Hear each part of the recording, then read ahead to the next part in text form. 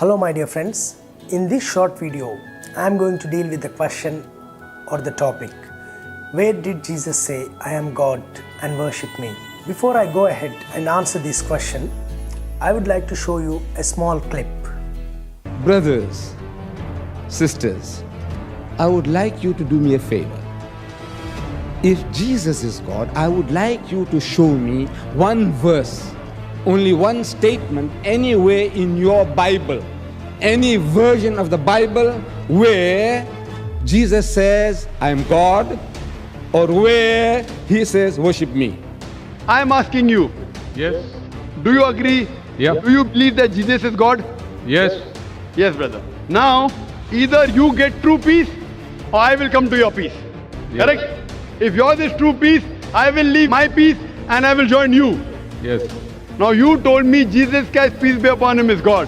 I challenge you to point out a single verse in the Bible, a single unequivocal verse from the Bible, a single unambiguous verse in which Jesus Christ, peace be upon him, himself says that I am God, or where he says worship me and I am ready to accept Christianity. Muslims all over the world have been trained by Islamic preachers like Ahmad Deedat and Zakir Naik to ask Christians the same question in exact words. Where did Jesus say, I am God and worship me? Even before any Christian starts to answer their question, they will stop you and say, No, show me from Bible. Where did Jesus say in exact words, I am God, worship me? Now, I would like to ask my Muslim friends a question. Can you show me from Quran, where did Jesus say, I am not God, do not worship me?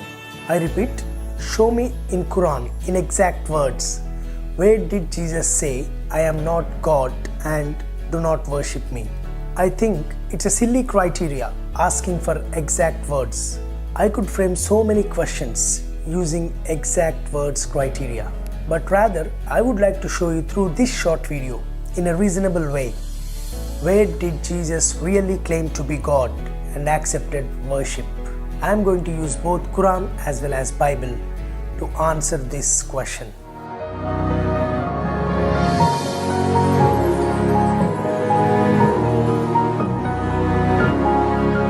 One of the 99 names of Allah, according to Quran chapter 57 verse 3, is the first and the last. Al-Awwal means the first, Al-Akhir means the last. Now let us go to the Old Testament of the Bible from Isaiah chapter 44 verse 6. This is what the Lord says, Israel's King and Redeemer, the Lord Almighty, I am the first and the last. Apart from me, there is no God. If we see both the verses, both Quran and the Old Testament agrees that God is the first and the last.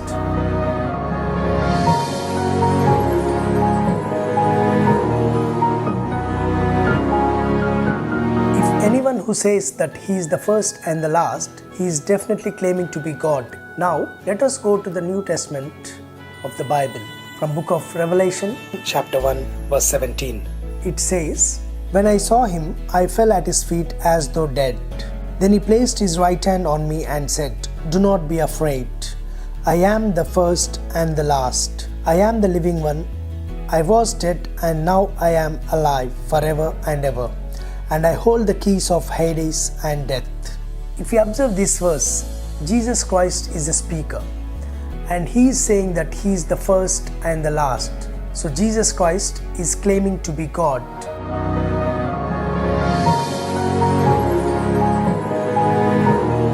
Now, one of the 99 names of Allah, according to Quran, Surah chapter 22 verse 6 is Al-Haq, the truth.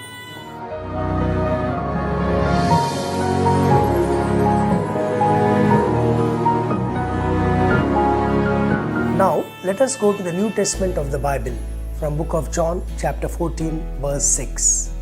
It says, Jesus answered, I am the way and the truth and the life. No one comes to the Father except through me. If you observe these two verses, Jesus Christ says he is the truth. That means he is claiming to be God.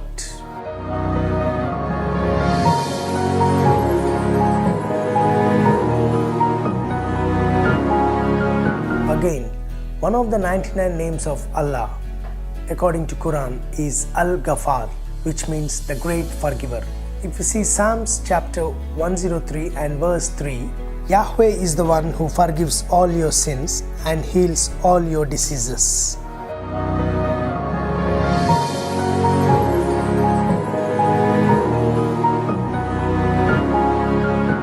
Now let us go to the New Testament of the Bible from Gospel of Mark chapter 2 verses 8 to 12. At once Jesus knew in his spirit that they were considering this within themselves. Why do you question these things in your hearts? He asked. Which is easier to say to a paralyzed man, your sins are forgiven, or to say, get up, pick up your mat and walk? But so that you may know that the Son of Man has authority on earth to forgive sins, he said to the paralytic, I tell you, get up, pick up your mat and go home. And immediately the man got up, picked up his mat and walked out in front of them all. As a result, everyone was amazed and glorified God, saying, we have never seen anything like this. Now, if you see again, the audience here are the Jewish people. They exactly know what Jesus is doing. Jesus is claiming to be God and doing things only God can do. He heals the person and he also forgives him. In this case, again, Jesus claims to be God.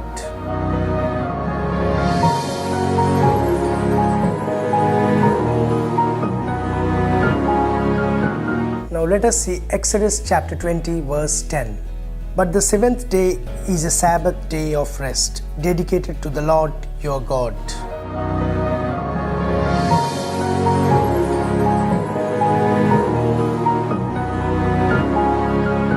Now let us go to Mark chapter 2 verses 28. It says, so the Son of Man is Lord even over the Sabbath. If you observe both the verses, according to Exodus chapter 20 verse 10, Yahweh is a Lord of Sabbath. But in Mark chapter 2, Jesus claims to be the Yahweh of the Old Testament. And it is very clear that Jesus again claimed to be God.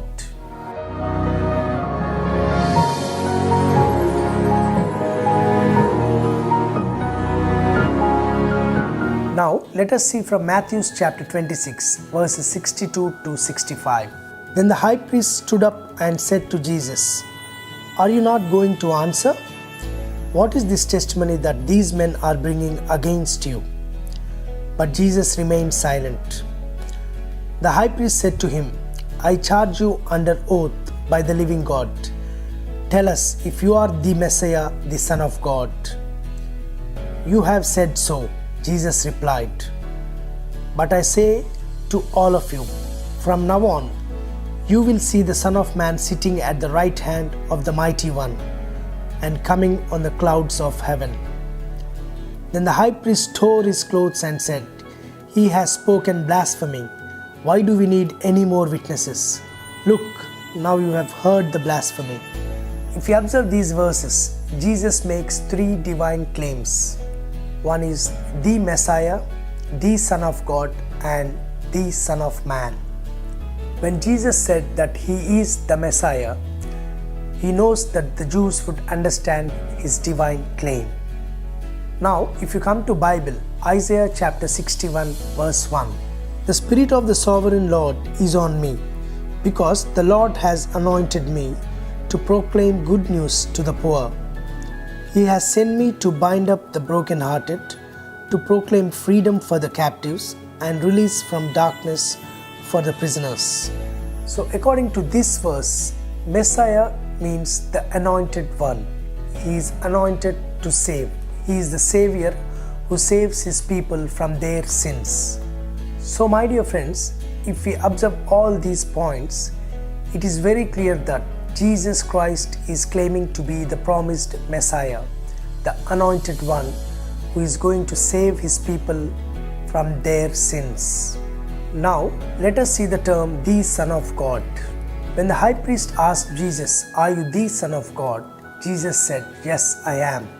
If you see the term the Son of God, it's a definite article. It means one and only one. Remember that there are many sons of God. David was a son of God. Israelites were sons of God.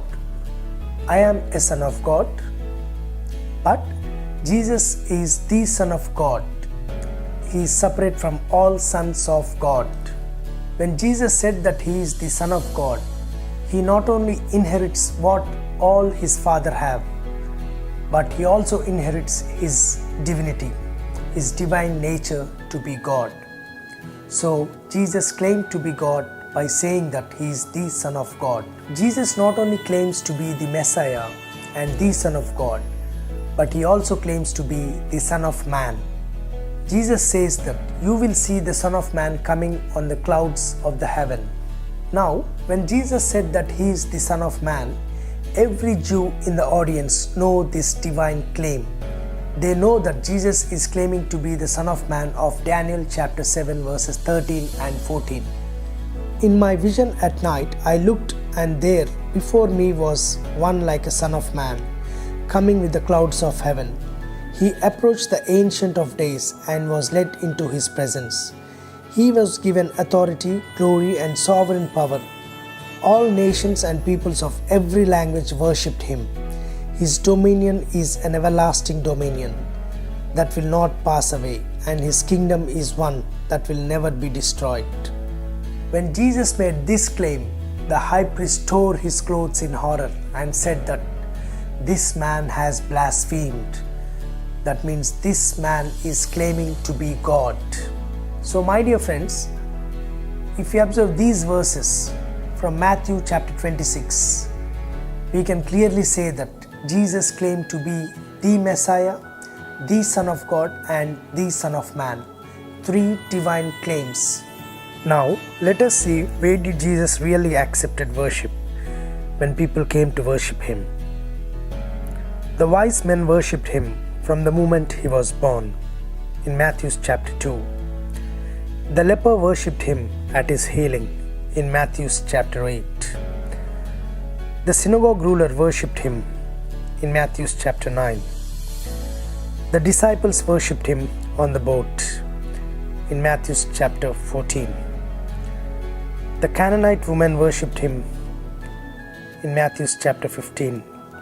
The blind man worshipped Him at His healing in John chapter 9.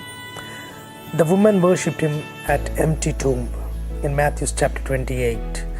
Jesus always claimed to be God, and He also demonstrated the power and authority that belongs to God alone.